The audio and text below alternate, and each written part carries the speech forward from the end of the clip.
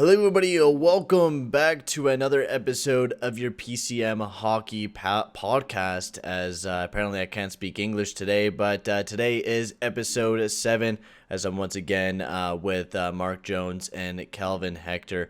We have a big show today. We have lots of stuff to talk about, from Lake Tahoe games to the Artemi Panarin acquisitions to Calgary Flames struggling this past weekend, losing the back-to-back to the Edmonton Oilers, which is a perfect segue for the Oilers, as we're going to begin into how well the Oilers have been turning themselves around, and the Vancouver Canucks slowly getting a bit better, showing some positive outlooks, especially in the overtime. I think it was an overtime loss. I can't exactly remember, but splitting that series, I think, with the Flames. So we'll send it over to Mark. How you doing there, man? I'm good, thank you, guys, and thank you, Payton. Yeah, I think you touched on it. I think Vancouver is I guess the upside would be is the big sigh there. I think the upside is I don't know. There was a lot of growing pains. I think at the early part of the season, it's not to take anything away against, for example, in particular, Montreal slid a little bit right now, but Toronto, Montreal, the games that they had against Vancouver, full value for them. But Vancouver has tightened up to a large degree, I would say. I mean, last night, for example, they did, however, give up 4 goals, but and some of it's a little bit questionable whether they were, great goals to give up. On Holtby, maybe there's some of the reason why he's, wasn't re-signed by Washington. I mean, he's okay. But I think Vancouver, what it's really shown this season is how much they relied on Markstrom. And this was known even last year, but it came down to dollars and cents and how much they relied on him. So Vancouver managed to get, I guess they got one win, or was it 2 wins against? There was somewhere where they came out with an extra point out of that series of Calgary. I want to say they got 1 overtime, 1 point, and then they got 2 wins. But I'm just going from the top of my head. Yeah, but you're true on that. 2 wins, 1 overtime loss, and just 1 regulation loss during that 4-game series against the Flames. Yeah, so I think they came out a point extra over what Calgary did. So, it's encouraging. I mean, we're about a third of the way roughly into the season now, 20 some odd games. So, I mean, a little bit more than that. Every game's important. And now I know your favorite team, Edmonton. Vancouver plays them now twice, tomorrow, or depending when you're going to air this, it's Tuesday and then Thursday. It'll be, I really don't know what to predict. I would hope that they're not going to be blowouts in terms of for Edmonton. Is it possible that Edmonton takes both? Certainly. Is it possible Vancouver takes both? I think that's also a possibility. But right now, there's a lot of growing pains, and the one player that seems to be really snake bit, in my opinion, I didn't know a lot about him, but Schmidt for Vancouver. Holy moly, the 8s are wild there. It seems how many times he's had pucks go in off him. He goes to clear a puck last night, and he basically pushes it into the net. It just seems like something almost like Keystone Cops. It's almost comical. And it's Vancouver is doing better, and there's a lot of effort. And I mean, there's been fight in them. They've battled back a couple times now to force it to overtime late and things like that. But I just think they need to get some kind of roll going, or they're going to run out of runway here. I mean, sure, there's still 30 some odd games, but I mean, if you keep, chopping away and losing, there they lost, 2 games against Winnipeg. They pick up one point out of possible 4. Winnipeg picks up 4, and facing Winnipeg, so they're now 3 points more behind them. Those were really 2 big pivotal games, I think, for the Vancouver Canucks, especially since Winnipeg was, I think, around 4th at the time when Vancouver was facing off against them, and then you kind of drop both games and you only get a point out of it. It's a pretty rough 2 games, and now you, especially like you were saying, you got a big Oilers game and big Jets game, and you honestly got to pull out with at least 3 out of those 4 games if you kind of want to get yourselves back in that certain spot there with the Vancouver Canucks, eh? Well, absolutely, and I think it's going to be. I mean, the first step is the 2 games against Edmonton, Tuesday, Thursday this week. It's just going to see last night's game. They really should have found a way to get 2 points and give nothing to Winnipeg. Instead, they Mm-hmm. landed up giving 2 points to Winnipeg. They salvage a point, so it becomes a 3-pointer. When it really should have been just 2 points for Vancouver. They're up 2-0. Full credit to Winnipeg. And one thing that drives me nuts is I don't know if it drives anybody else nuts, or other teams do it as much, but sometimes the passing that Vancouver does, like just the non-stop passing, it's like, okay, I was thinking it's almost like a soccer type mentality. Okay, you got to move it around, and I'm not a big soccer person, but it's like, I just wonder if there's a lot of wasted effort in that at times. And their 2 goals that they did get before Pettersson tied it up were just gritty, to the net. Well, Pettersson right in front with that insane move he did through the Mm-hmm. leg, and then the other goal with Sutter making sure he buries it in close when it takes a crazy bounce off the boards. Not, I'm going to pass it over to this guy, he can pass it there, then we'll pass it up there, then we'll throw it up into the stands off the score clock, and back onto the ice. Like, it's just quit the fancy plays and get down to brass tacks. But that's just my opinion. So it's going to be, it's good. Edmonton's done an impressive effort there, I guess, in their last outing, whatever it was, 7-1. And, Yeah. segue that to you, I guess, if you're, talk about the Oilers. So Yeah, well, actually, you don't need to I rub was it in. perfect. I was actually going to segue this one to Calvin because, I mean, Sure. it's 7-1. It's pretty self-explanatory what the Edmonton Oilers did to the Calgary Flames. So the Calgary Flames actually played a decent amount of games last week. So we'll let Calvin take this one because there was a lot of losses with the Calgary Flames over the past couple of games. So we'll send this one over to him to talk about the Canucks and the Oilers losses there. Yeah, you guys got to definitely rub in that 7-1 beating, hey? Of course you do. Always. And I'm not even going to say that was a loss to the Oilers. I'll just say that was a Flames loss to Connor McDavid. So, but we'll get to that. I'll start with the start of the week. So the Flames ended up wrapping up their 4-game series with the Canucks, and in this time, the first 3 games were in Vancouver, but then things came back to Calgary, which was strange because the Flames are going to go back on the road right after that anyways. Or sorry, they had the Canucks, then another home game against the Oilers, and then a nice 6-game road trip. So, the expectations were, hey, the Flames come in this 4th game, and if they were to take it, then they basically win that mini 4-game series against the Canucks. And again, the Flames came out really flat. They didn't show up, and so that already kind of started the panic button talks. But I mean, it was the Canucks, so yeah, we weren't happy about that. Then we move on to the first of back-to-back against Edmonton. So we're not hitting the panic button quite yet, but then the first game, it ends up a 2-1 loss, and not for a lack of effort. The Flames, I think, played all right. The only issue is, like you were saying, Mark, about the Canucks overpassing. I think that's the Flames' biggest issue is overpassing. And it's been apparent not just through these last week of games, but I think since the start of the season, they're trying to get too fancy. I think the lone goal for the Flames I mean, they were in front of the net. They weren't just staying on the boards, passing the puck around, trying to tire out the defense, because that system obviously isn't working. I can understand the fans calling for Jeff Ward's head. I can understand the fans calling for the GM's head. Like it was just obnoxious to see that nothing had changed. And it's not like the Flames weren't trying. You can see the effort was sort of there, but just the disconnect with that system, it's not built for the kind of players we have.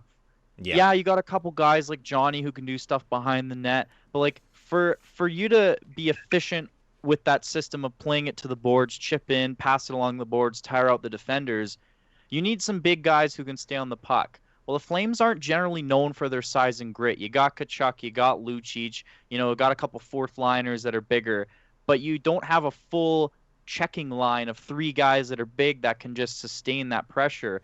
And so it just it was not working for the Flames. And obviously they tried that against Vancouver, and they tried that in the first game against Edmonton, and it suffered because the offense was dry. They weren't scoring. Now what happens when you turn to Saturday is it looked like they flipped the switch. They were shooting like shooting the lights out on the goaltender. Finally, they weren't worried about passing; they were just worried getting shots on net. But what did they suffer? Their defense just non-existent. They gave up defense. Like they needed to find the balance, and they just didn't have it. They just did a total 180. They went from being a total try and shut down defense, outside board team to, okay, let's put everything on the net, but we're now going to just totally forget about back checking and getting back to the play. And they just allowed McDavid to skate all over them. And that's kind of what led to that 7-1 win. The only other thing, though, is that first Canucks game, Markstrom comes out of his net not once, but twice to chase down the puck. First, he does it against Pearson, and he collides with Pearson. It wasn't just like, a little nick. Pearson goes ass over tea kettle, and Markstrom, it looked like he hit his shoulder to the ice pretty hard, but they both got up from it. So you think things are okay, but it was iffy. I loved the hit. I laughed my ass off. I thought it was great.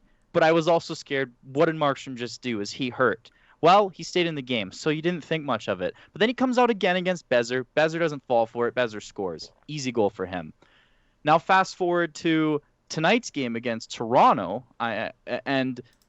What happens? Mere like a half an hour, 45 minutes before game time, the announcement is Markstrom's out with an upper body injury.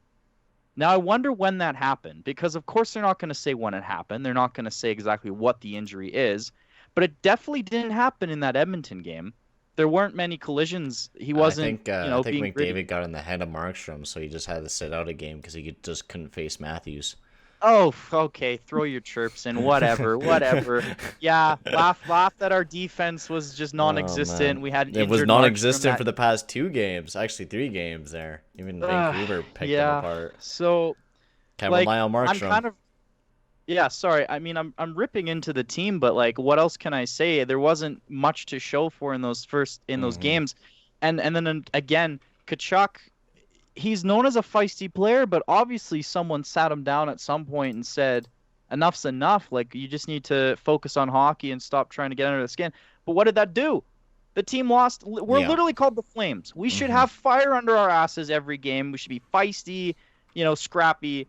And it wasn't. It was just like, it looked like a shinny team out there, like, okay, I gave up the puck. I'll just, back check a little bit. Like, they weren't winning puck battles. It was just all over the place. Tonight against Toronto, a little different, but I'm not convinced they're back on the right track yet. They did end up shutting out Toronto, thankfully. Oh my goodness, apparently the best team in the league right now. But I also think it's because they played Ottawa a fair enough times that there's quite a few wins from that Ottawa team, which is improving. Ottawa's getting better, I'll give you that. And I'm sorry to keep this rant on, but like, oh man, the Flames are just very frustrating right now, and I'm glad they won tonight, but again, so Riddick played great as the backup for the Flames tonight. He had to. It was basically an emergency basis because, Markstrom's injured. I think the Flames might have known internally of the injury already because the fact they had Zagadulin ready to go, backing up Riddick, was pretty apparent that they knew that Markstrom was hurt. But I mean, there was injuries on Toronto. They were without Jake Muzzin. They were without Zach Hyman, like a couple of their key players that help them defensively and also, just generate some more depth. So you're without those depth guys. And then because Markstrom wasn't playing, the Leafs didn't dress Anderson. So we're playing second string, third string goalie for the Leafs. I mean, I expected the Flames to get a couple goals. I didn't expect them to shut out the Leafs. That was a surprise to me.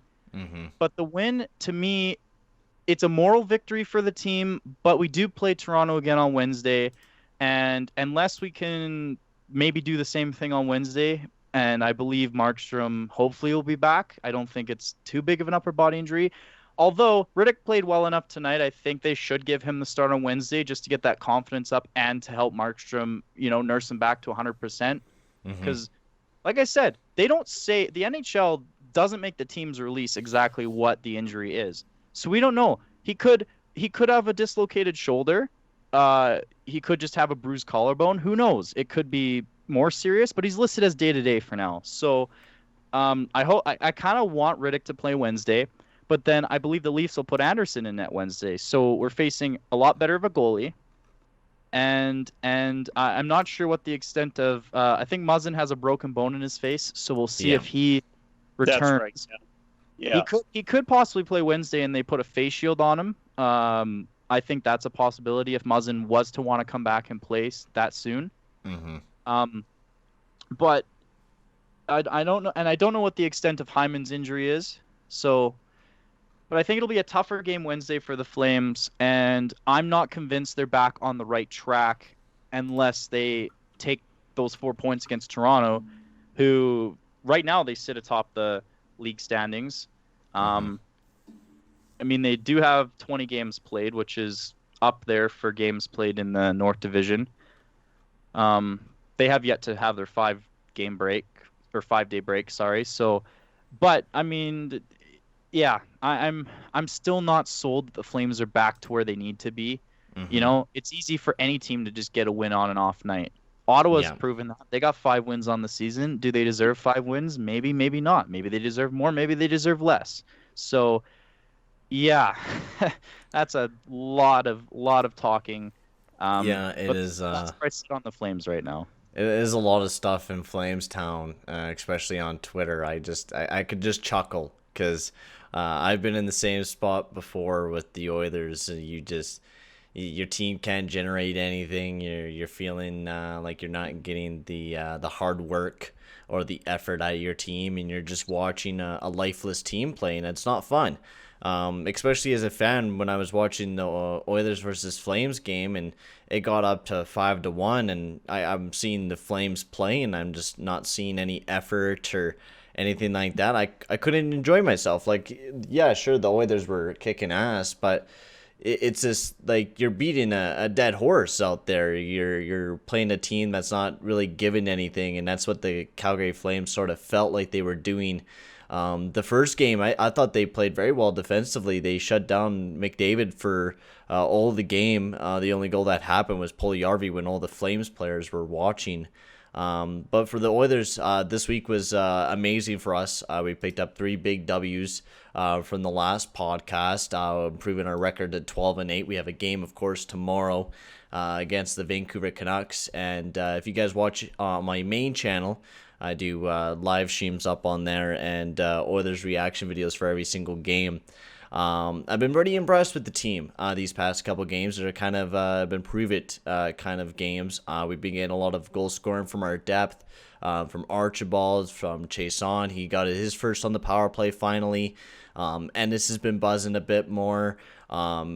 We are getting a lot of our players, and especially Jesse Puljujarvi, who has been absolutely buzzing with Connor McDavid over the past couple games. He's been getting a lot better. Not just that, our goaltending as well has been pretty consistent. Giving Mika Koskinen a rest has actually done us wonders. Mike Smith has been stepping up huge, but for the one bad game he had against the Jets there.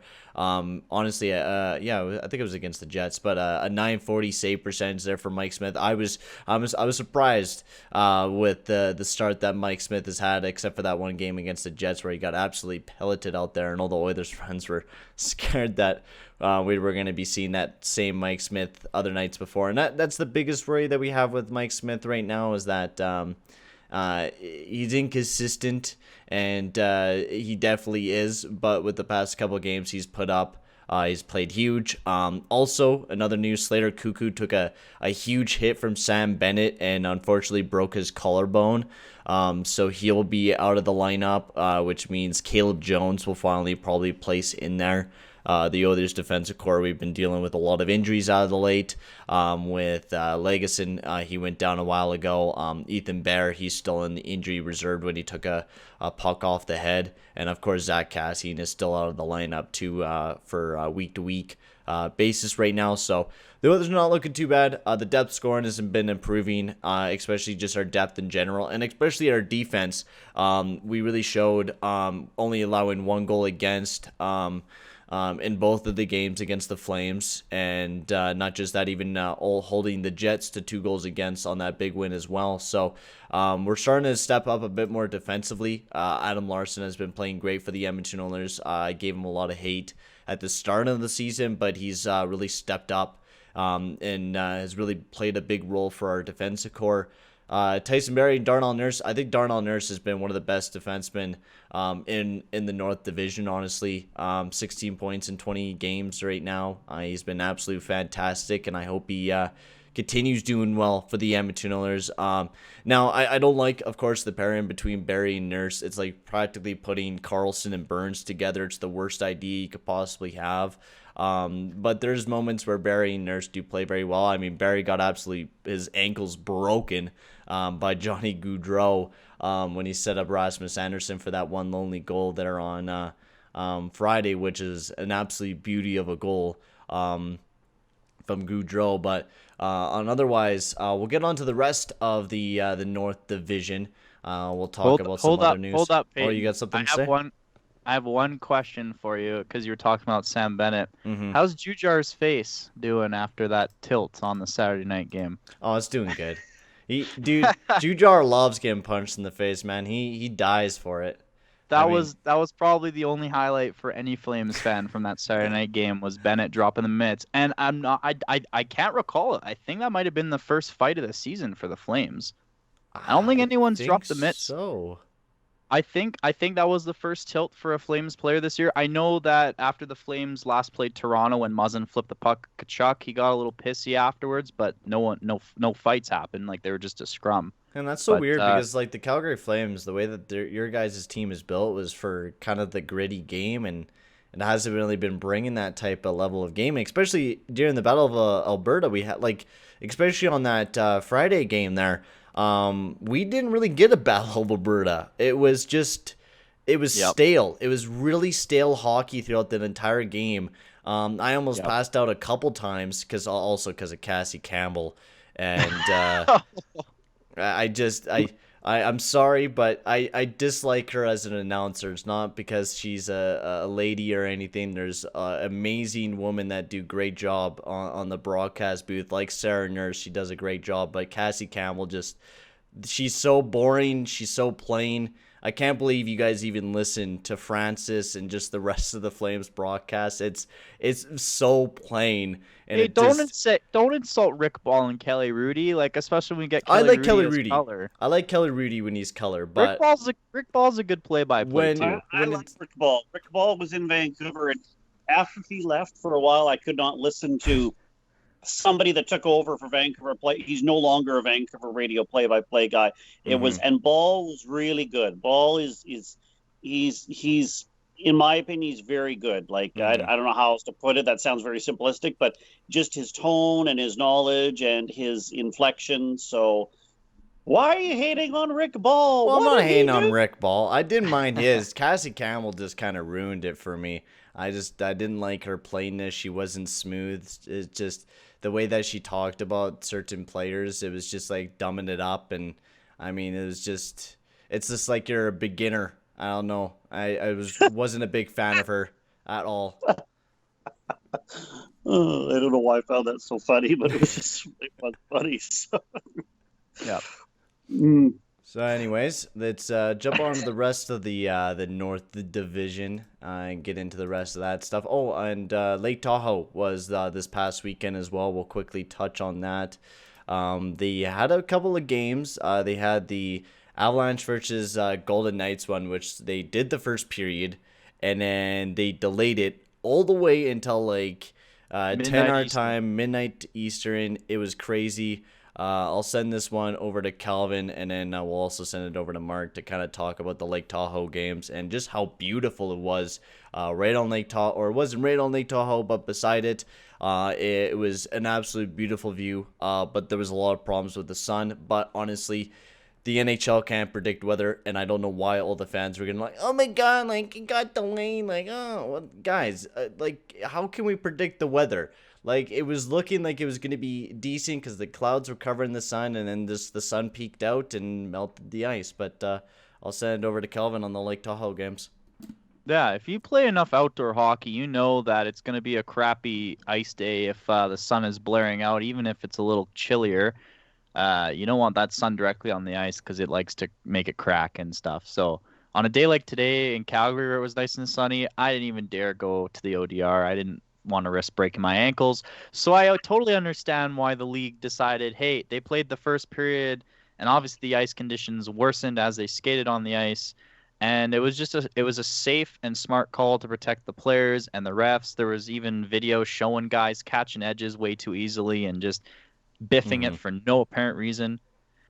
So yeah, it was a smart decision to postpone it. Yeah, the time wasn't ideal for them to finish the game, but they needed that time to repair the ice for one, and then let it cool down enough that it wasn't gonna ruin the ice again, because they needed to make sure that it stayed in well enough condition for the second game, because it wasn't just one game on the Saturday. There was another game on the Sunday, and that one featured the Bruins and Flyers.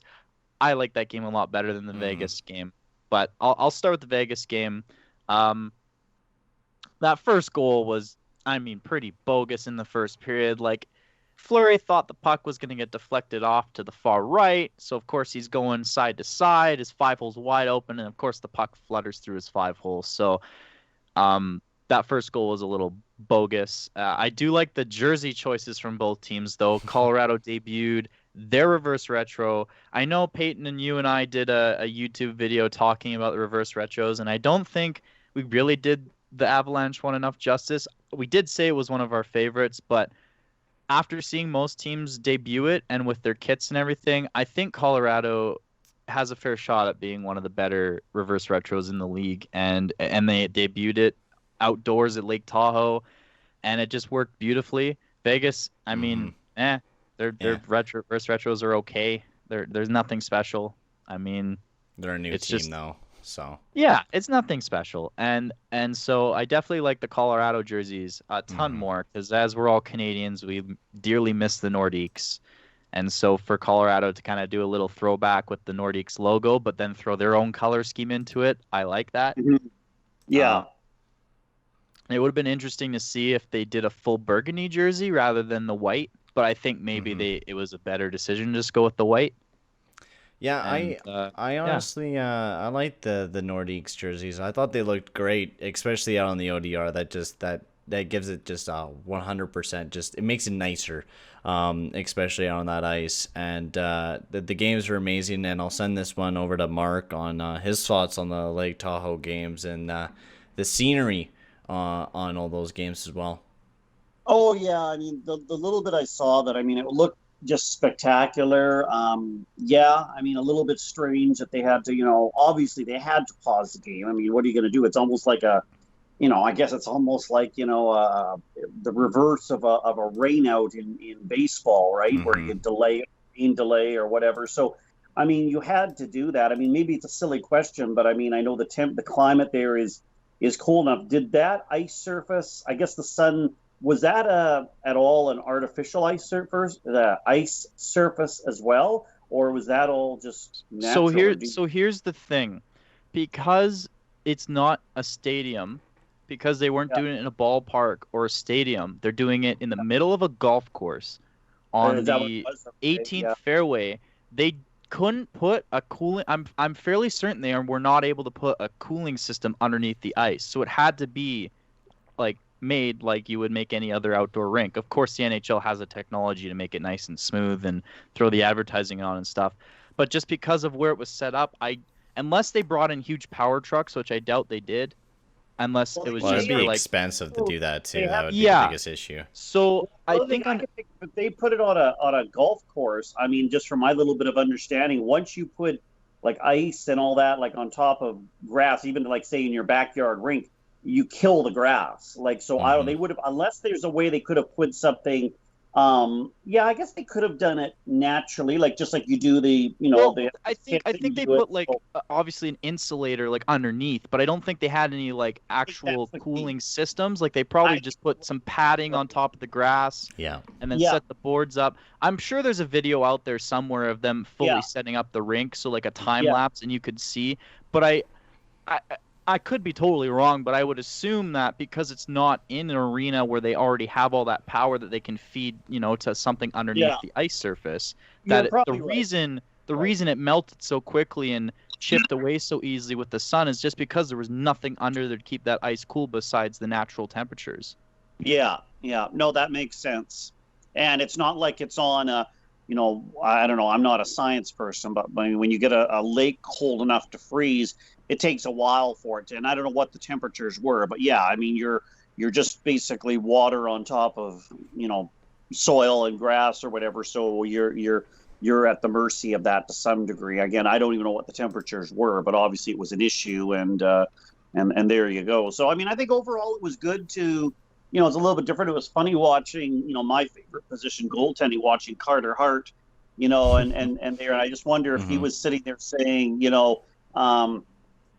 the sun was right, I think at a couple spots there, it was right in his eyes or various, and I just kind of thought, oh, that's interesting. But, that's potentially the risk too, in any of those games that they play, right? And that's, it's just, you just wonder, though. I mean, Philly's doing okay, but that's, potentially 2 points that just, some of that may have affected that, if you know what I'm saying, right? Well, but that's how it goes. So to be totally fair about the Philly Boston game, so that was the Sunday game. I mean, they moved the time back because they learned their lesson from the Saturday game. Yeah. Like, they need to push it back to kind of twilight time. So just before sunset, get that nice view in, but then, getting close to the, end of the second period, it got darker. So the light wasn't an issue. And, I mean, Boston didn't really start lighting it up. I mean, they scored really quickly into the game. So, yeah, Carter also Hart got to let in a remember couple runs at the start. But the game didn't really get out of hand until after the sun had set. So I don't really think you can blame the weather itself for the goaltending issues. I think Carter Hart just had an off night. Mm-hmm. And then Philly's battling an injury COVID bug. Yeah, they had 6 players out of their lineup.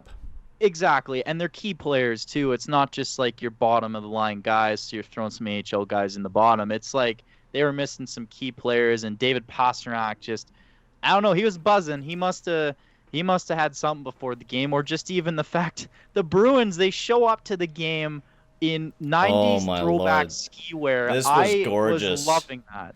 That was gorgeous. They were like, oh man, it was like back in the 80s. It was like, I'm like looking at the picture and I'm like, holy crow, man. Bergeron was made for that. Bergeron just rocked it. Not just that, Broad the Macho Man Randy Savage goggles. Well, that's Pastrnak wearing the Pit Vipers during warm-ups. Like, what? Like, you couldn't get this anywhere else. You wouldn't get this in a normal game. So that was another part of the spectacularness of this outdoor game where it's not in a stadium. It's just the guys having fun on an outdoor rink. And then the post-game interview with Pastrnak, I thought, again, he stole the day. Like, he did. Boston and Philly were just an afterthought. It was the Pastrnak outdoor game. Like, not only did he, the whole team show up in their 90s gear, but then Pastrnak with the Pit Vipers. And then post-game, because Pastrnak just, like, lit it up, they pull him from the locker room to do an interview with them post-game, and then he's just like, guys, I don't want to be doing this interview. We were listening to Barbie Girl in the locker room. You're making me miss it. I don't know what I'm going to go back to. Like, you don't get that every day in the NHL. No, you don't, and it's amazing to see that type of stuff. You're seeing the personality, which I think is what a big thing that the NHL discovered this weekend is that these outdoor games are so special, even during a pandemic like this. They're so special, and seeing the post-game interviews and seeing the delay, because even the delay just reminds you of being a kid and you being at the rink or whatever and having a delay because the ice is messed up, so you're having to sit in your entire gear waiting for the next game or waiting for the ice to be finished or whatever you're doing. It brings back those types of memories, and I think that's why these winter classics and these outdoor games are so special.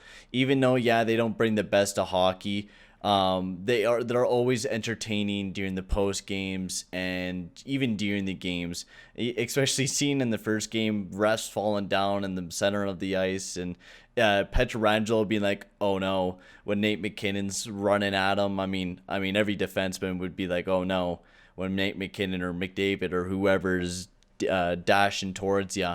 But what a great weekend. One of the greater outdoor games, even though they did have some issues. This was the first time they ever did this. type of thing where it wasn't in a stadium. So it was a great experiment. I think it worked. I think the planning will go a little bit more into booking it for the nighter games, most likely, if they're going to do these types of games again, especially with how bright the sun was there on Saturday.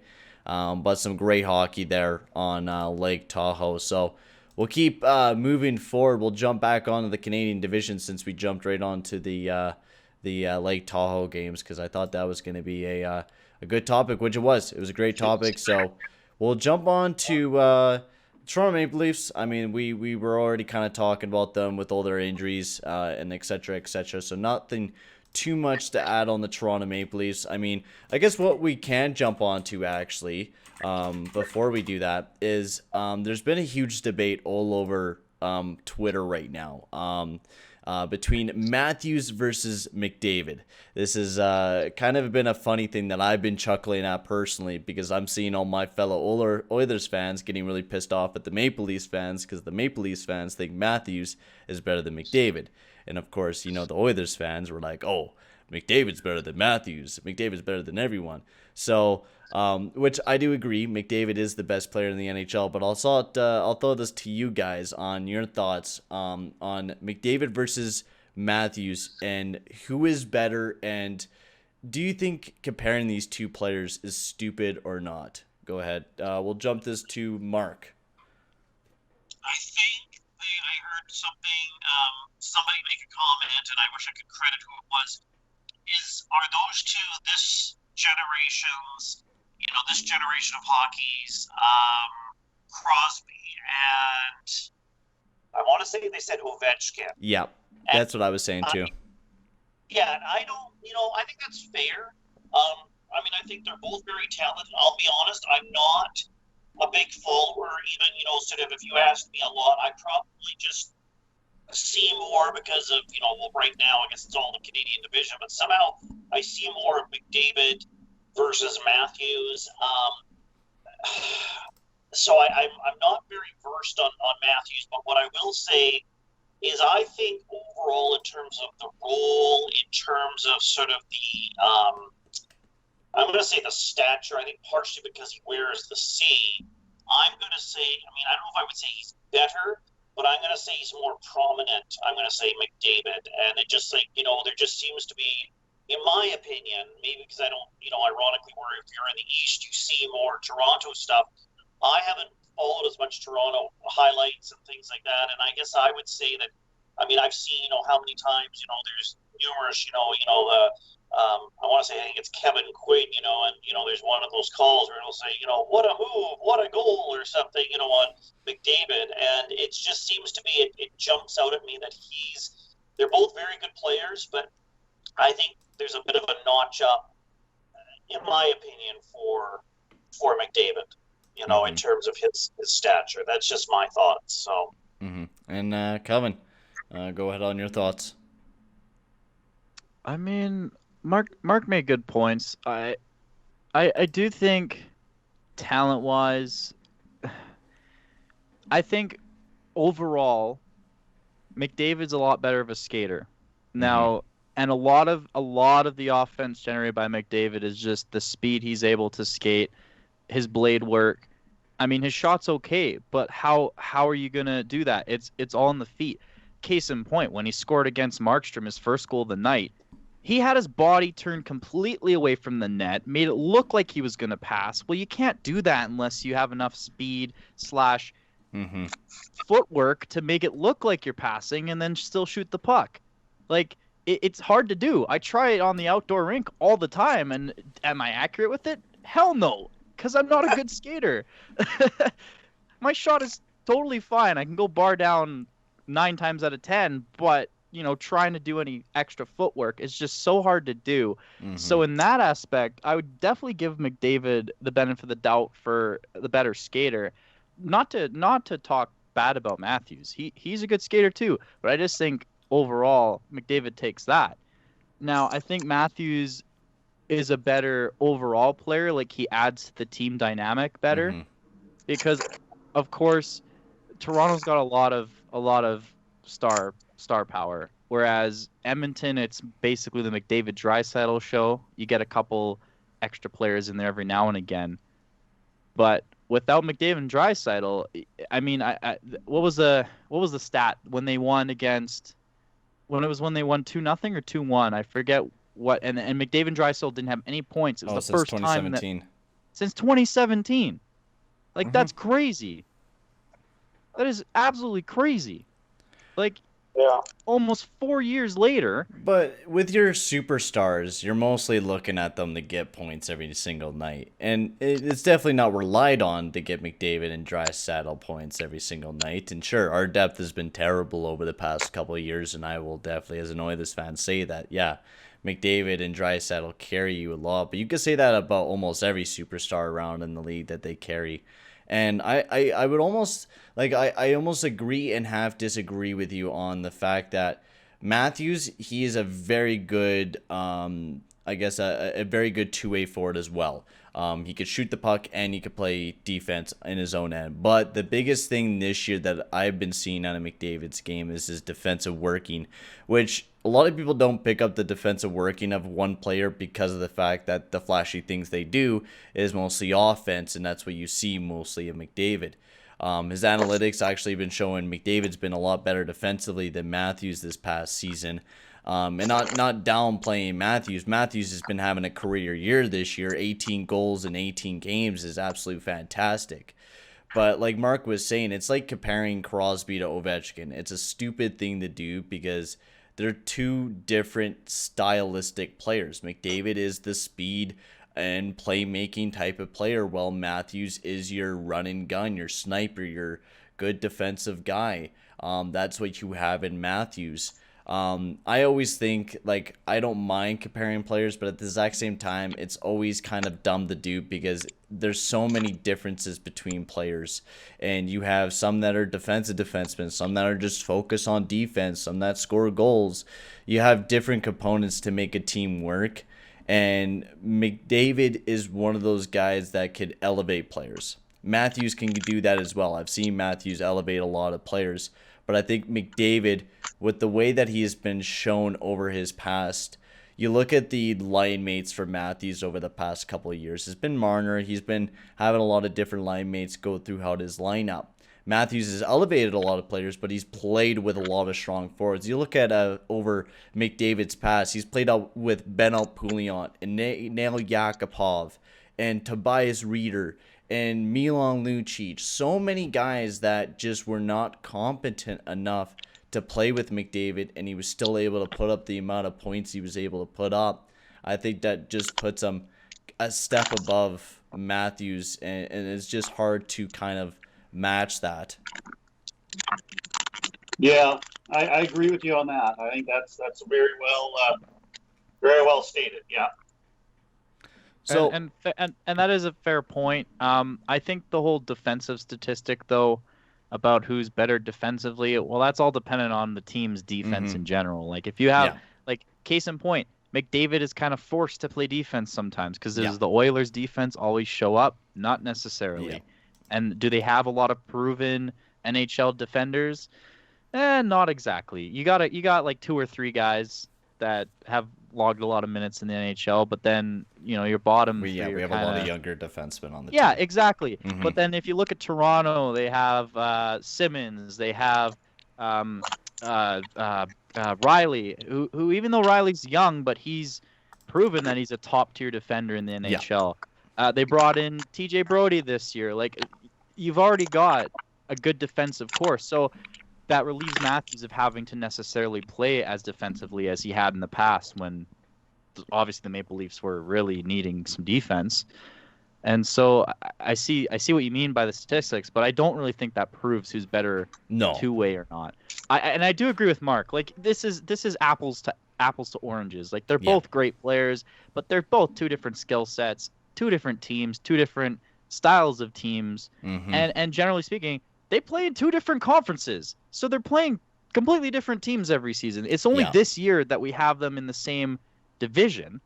So obviously that's why the conversation's coming up more, because they're playing each other more than just 2 times a year. Right? So yeah, that's just my 2 cents on it.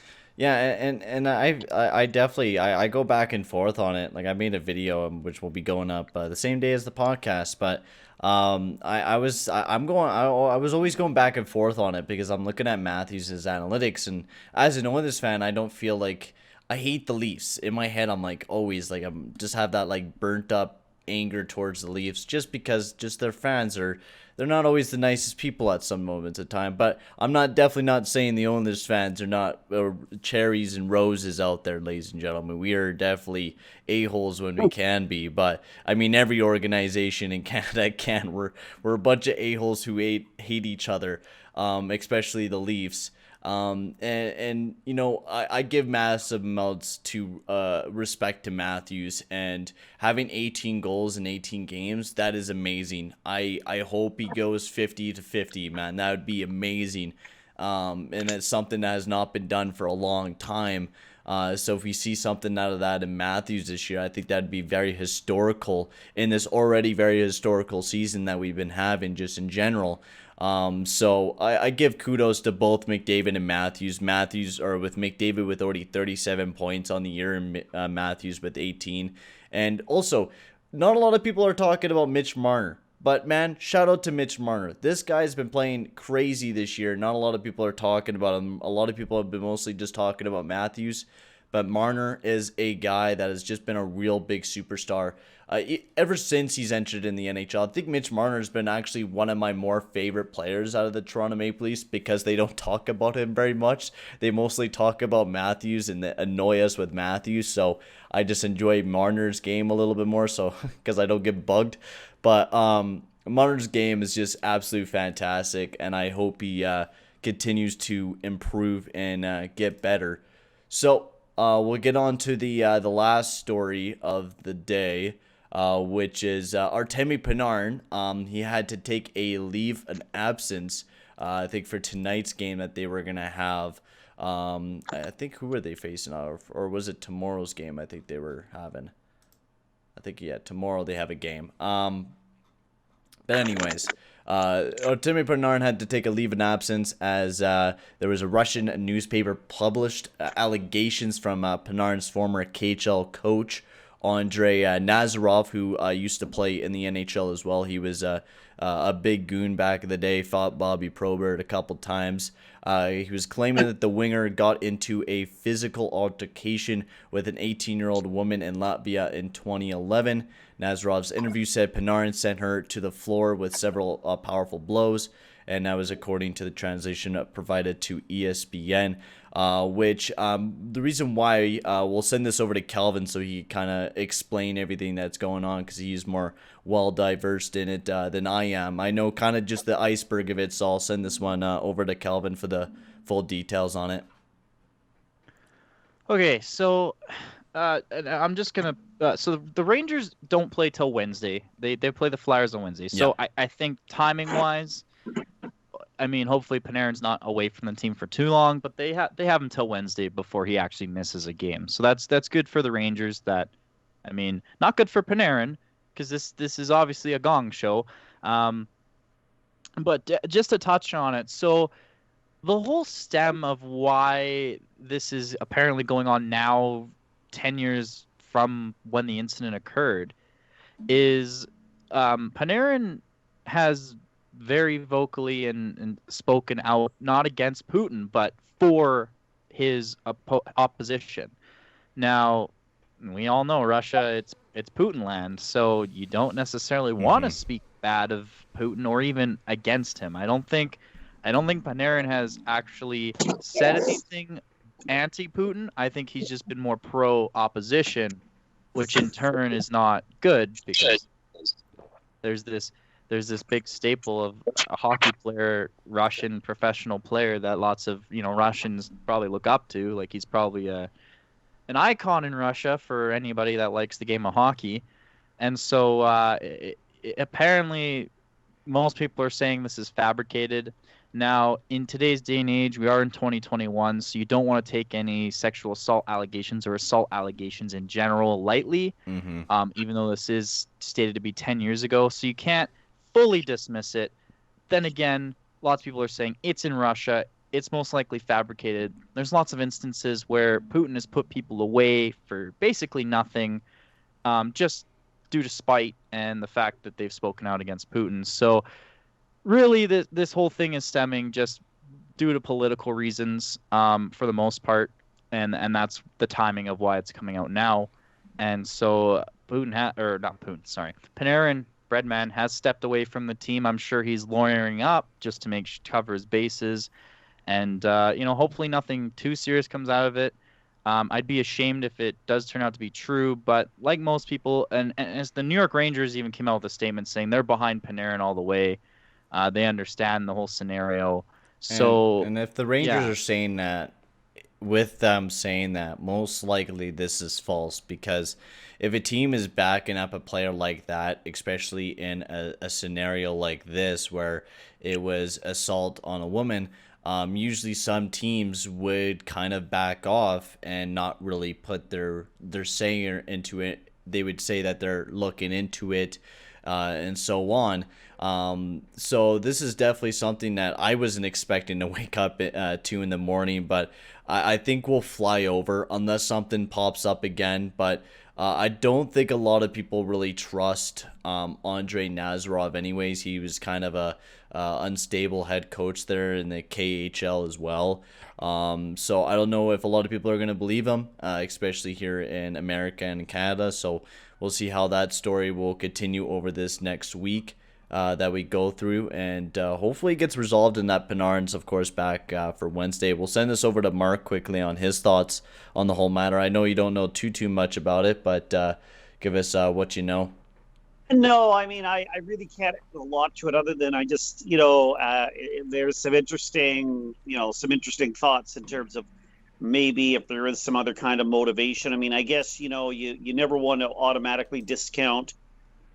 It's kind of walking that fine line. You don't want to convict somebody or, slander them or anything like that. So, I mean, the only thing I would say on the whole thing is, and it's not to say you guys did that, I'm just saying, speaking generally in any kind of thing, let the situation play itself out. Let's see what the allegation is. It's alleged. Let's see if there's any proof to this, or is it some kind of situation where, like, why all of a sudden does it come out now? Like, if this is all legitimate, okay, then why all of a sudden is it coming out now? And then if it's not legitimate, then is there something to, the motivation in terms of, some other kind of reasoning to try to deflect or whatever. So it'll be interesting to see what happens. I mean, I want to assume the guy is innocent, and I guess the Rangers have just, figured it's a distraction. So have him, I think you said he's out of the lineup for the next game or whatever. So, if that's the case, just take him out just to kind of, not have that distraction. I mean, players are human, and you don't need that kind of stuff. And like I say, hopefully it all can come out, for lack of a better saying, come out in the wash, like get all cleaned up and get it all, figure out what it's all about. So other than that, I really don't have a lot else to say on it. So just hopefully for wishing the player the best. And if there is somebody that was whatever victimized, well, I'm sorry for them too. So and to help you out, Mark, with more of like a timeline. So just going over the article again, it says it was actually just last month, so January, where Panarin was showing his support for the Russian opposition leader. So it's kind of really playing into the timing as to why is this coming out now. Well, it's not like Panarin has been over the years supportive of the opposition to Putin, but it's just like in recent months he said, Russia needs a change, so he's supporting the opposition leader's name is Alexei. I hope I'm not butchering the last name, Navalny. So, and that was just a month ago. So the timing of it is a little suspicious, and I think that's why the Rangers are backing Panarin, because it makes the most sense.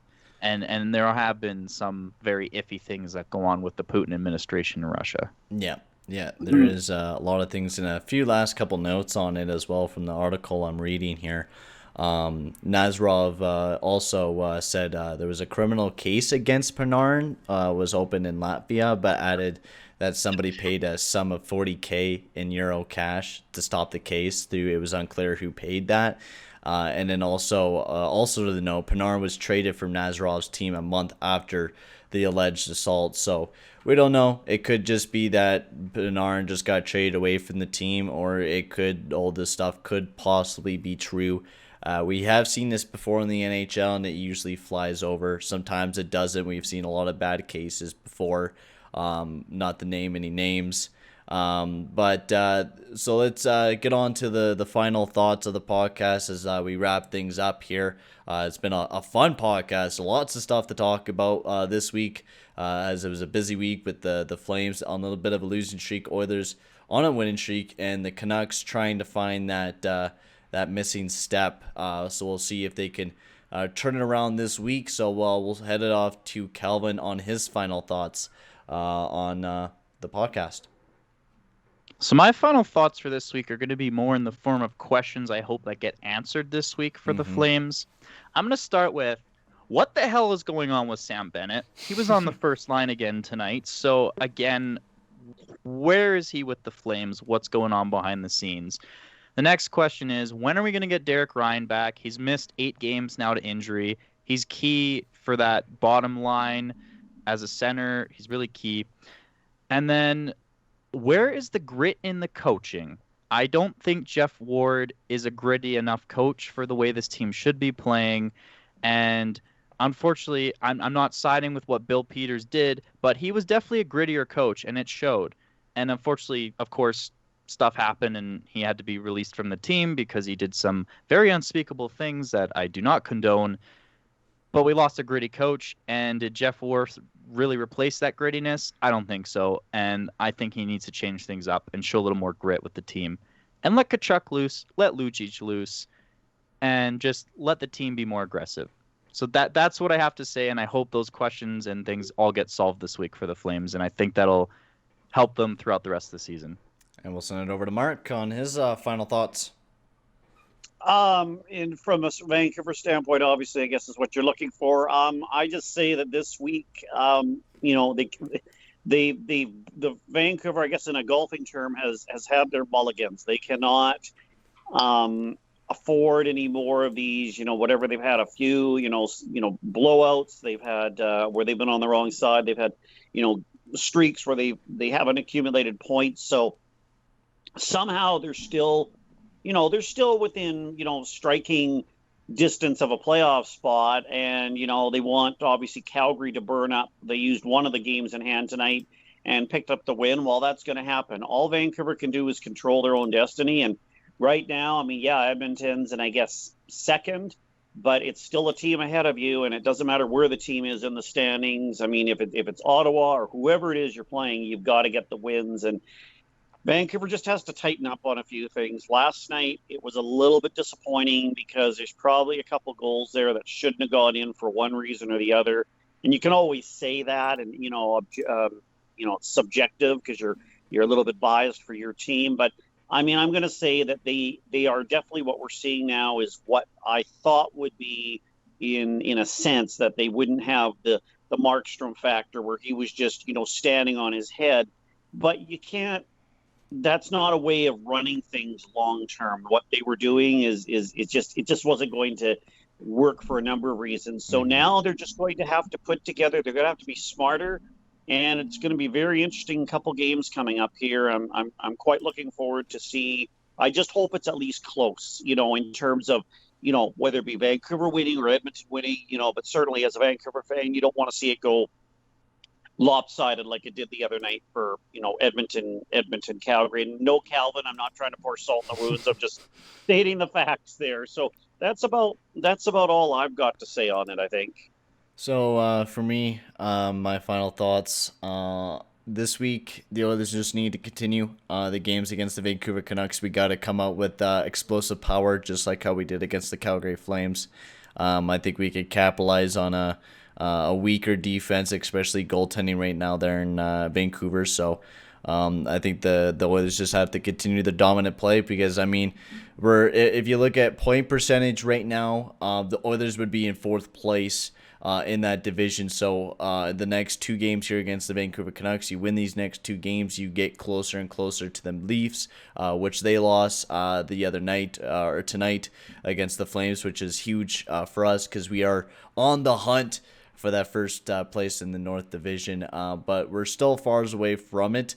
It is a possibility, but we gotta have a tight defensive game against the Vancouver Canucks. We can't let Besser pick us apart, not just that, Pettersson.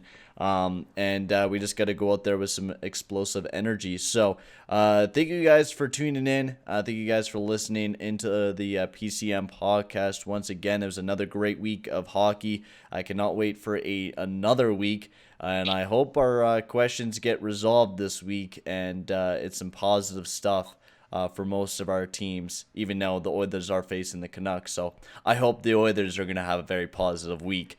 So we're going to end the podcast here, guys. Thank you guys for tuning in, and yeah, we'll see you guys all later. Adios, amigos. Later.